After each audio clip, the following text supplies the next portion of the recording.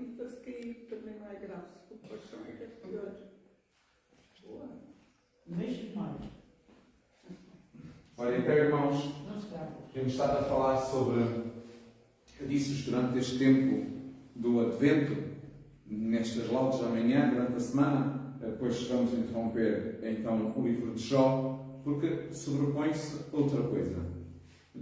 A grande mensagem do Advento não é tanto uma mensagem como, por exemplo, o tempo da Quaresma. O tempo da Quaresma é um tempo de metanoia, mudar a mentalidade. Mas o tempo do Advento é um tempo da espera. E podia-se resumir a espera numa frase, numa citação: um filho nos foi dado. É o tempo de esperar o filho, de esperar um filho que nos é dado.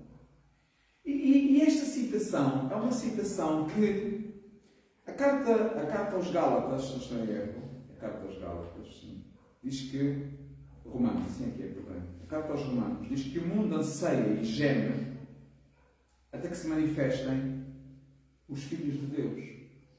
Por isso, o que o mundo anseia é a continuação desta promessa que ecoa ao longo dos tempos: um filho vos será dado.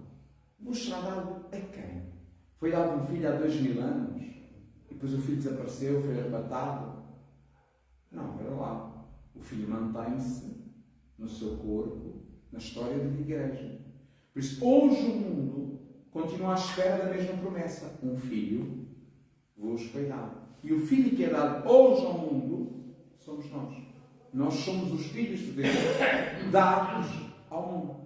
Para que se manifeste o quê? O reino. Nós somos esses filhos. Então o reino não se manifesta enquanto não se manifestarem os filhos. Por isso o mundo geme e sofre para que até que se manifestem os filhos de Deus. Mas não podem ser filhos, como escutávamos ontem, imaturos. Porque os filhos imaturos vivem debaixo de tutores. Líamos ontem. O que é tutores? Educadores. E o que era o educador daquele tempo até que se manifestasse o Filho de Deus? Era a lei. Então a lei existia para quê? Para pôr os filhos que eram infantis, vamos usar uma magia, não é? No parque infantil. Lá, não faças isto, não faças aquilo, não faças aquilo, não faças aquilo. Quando na realidade, quando vem o Filho de Deus, o Filho, quando se manifesta o unigênito de Deus, que é Cristo, que sendo unigênito, desce como unigênito, mas sobe como primogênito. Jesus é o único. Deus só tem um Filho, que é Jesus. Não há mais nenhum Filho. Deus só tem um Filho, que é Cristo. Não há mais nenhum Filho. É o unigênito do Pai. Ele desce dos céus como único. Desde o início, só tem um Filho. Cristo. Não há mais nenhum Filho. Segunda pessoa da Santíssima Trindade. Manifesta-se a nós, numa teologia assim mais pesada, numa união hipostática. Em duas naturezas de uma só pessoa. A natureza humana e a natureza divina. Havia numa só pessoa, que é Cristo. Tem duas naturezas. Muito bem. Mas isto não interessa para nada. Isso não contribui para nada daquilo que a gente consegue viver no nosso dia-a-dia. Uma dona de casa dizer-lhe união hipostática para não dizer nada é exatamente: olha, fazias melhor serviço tanto caladinho. Isso é escusado. A gente vive com termos que as pessoas não entendem. Isso é pegar nos termos que as pessoas não entendem e oferecer-lhes de uma forma que elas entendam.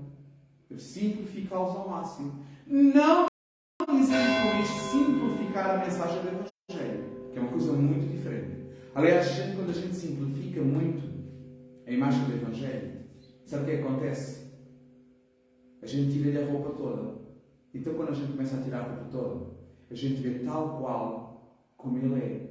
E como ele é muito mais complexo do que com a roupa toda por cima. Sabem, para nós, irmãos, deixei que vejam uma coisa. Falar nisto da roupagem. Já agora aproveito, já que vocês colocaram a questão. Quer dizer, não colocaram, mas colocam a questão. Não sei, vamos pensar. Mas pensar, já que vocês falam na roupagem, vocês pensem neste termo que usámos agora da roupagem, para falar no Filho de Deus. Nós temos as nossas imagens das nossas igrejas, imagens lindíssimas. O barroco, as imagens do nascimento, imagens lindíssimas, sem dúvida nenhuma. No ponto de vista da arte, os dourados, aqueles raios todos, aquele barroco imagem quase que a gente pode tocar nas veias. São lindas, isso não está. E não estou por nada disso em causa. É lindo, do ponto de vista de beleza. É lindo. Mas do ponto de vista de teologia, eu não sei se é tão lindo que isso é. Porque, sabem, irmãos, quando a gente olha para um Jesus daqueles, assim como, por exemplo, a gente vê nas imagens de Espanha, o Jesus daquelas procissões que fazem na Semana Santa, vocês já viram na televisão, pelo menos na televisão já vimos, não é? São carregadas por montones, não é? Pronto, então vai lá Jesus assim sentado na rua. Eu lembro desta imagem porque acho muito expressiva e muito bonita. De facto, acho mesmo bonita. Não estou a brincar quando digo que acho bonita. Ela é linda de se ver. Que é um Cristo sentado num burrinho. Aquilo nem parece um burrinho, quase parece um cavalo. Se vê com os cavalos, cavalos a sério, não é? Cheio de luz, luminoso, com uns raios por trás assim da cabeça, uma coisa assim, espaço cheio de fitas douradas, coisa belíssima. Irmãos, não vamos aterrar. Vamos aterrar. Essa não é a realidade. Sabe porque é que a gente lhe põe com muitos dourados? Porque a nossa dificuldade está sempre, irmãos, em nós percebermos que nós fomos salvos por um homem. Nós fomos salvos por uma humanidade. O que nos salvou na cruz foi um homem. Foi uma humanidade. E esta humanidade, irmãos, em poder, era igualzinho a nós.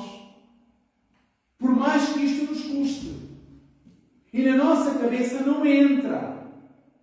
E sabes porquê que não entra? Porque nós temos o mesmo problema que os judeus no tempo de Jesus. Só que nós estamos a ver o espelho ao contrário. Sabes qual é o espelho ao contrário? É que eles diziam assim: nós sabemos quem é a mãe dele, quem é o pai dele, quem são os irmãos dele. Nós vimos este menino a crescer, a cair no chão e a jogar aqui à bola. Nós conhecemos ele.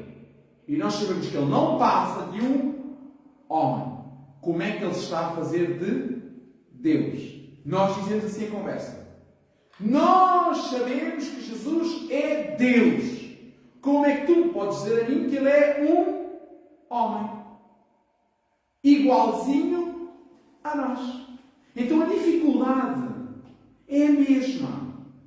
Só que é vista ao contrário. É o outro lado da moeda. Mas é a mesma dificuldade. É nós não queremos em Jesus. No Cristo. Nós queremos num Cristo que nós projetamos na nossa cabeça, irmãos. Nós estamos a fabricar um Cristo. Estamos a fabricar um Cristo. Ou que é Deus, ou que é homem. Mas professamos cada domingo que nós queremos em Jesus Cristo o verdadeiro Deus e verdadeiro homem. Deus de Deus e luz de luz. Mas é muito importante, irmãos, esclarecer que o que nós estamos a celebrar, o ato, a memória, a festa, a solenidade que nós celebramos neste tempo, que nós definimos que seria no dia 25 de dezembro, é que Deus deixa tudo aquilo. A segunda pessoa deixou tudo. Irmãos, quando eu digo tudo, é tudo.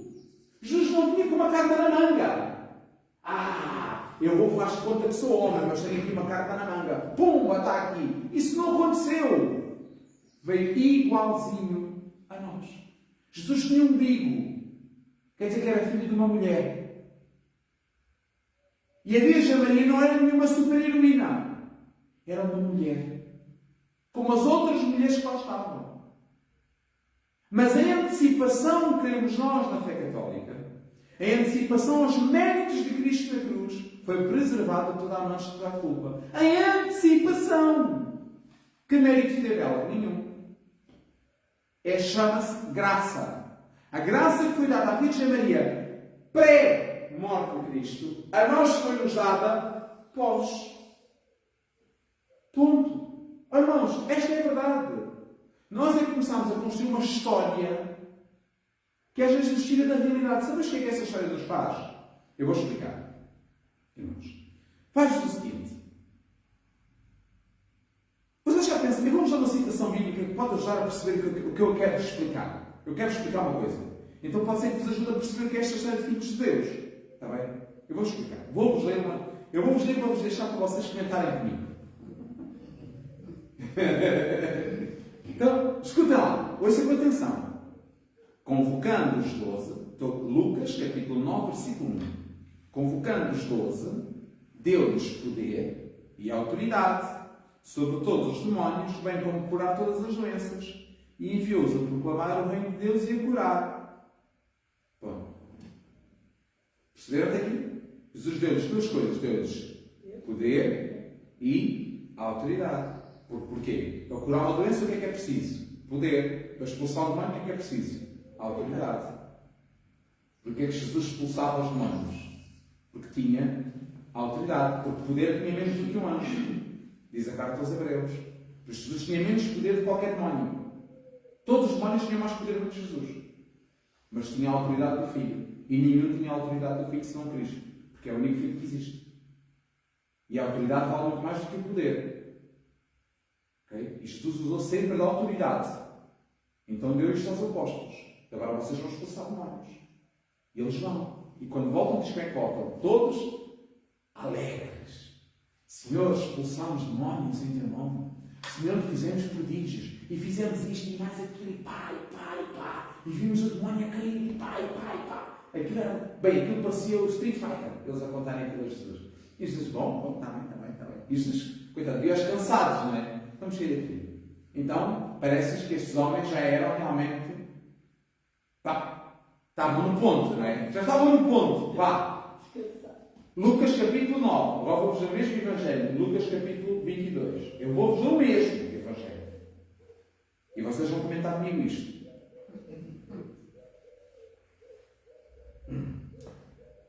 Disse Jesus: Simão, Simão, eis que Satanás pediu insistentemente para vos peneirar como trigo. Eu, porém, orei por ti, a fim que a tua fé não desfaleça. Quando, porém, tu te converteres, confirma aos teus irmãos.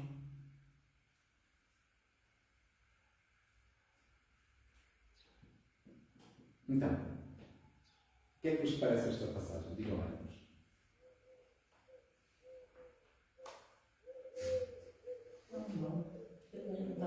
Simão Pedro é. Simão Pedro é Pedro, não é? Porque não estava ainda Convertido. no capítulo 22, mas no capítulo 9 expulsava demónios e curava doenças. Tinha o bebeu que tinha dado. Mas não estava convertido.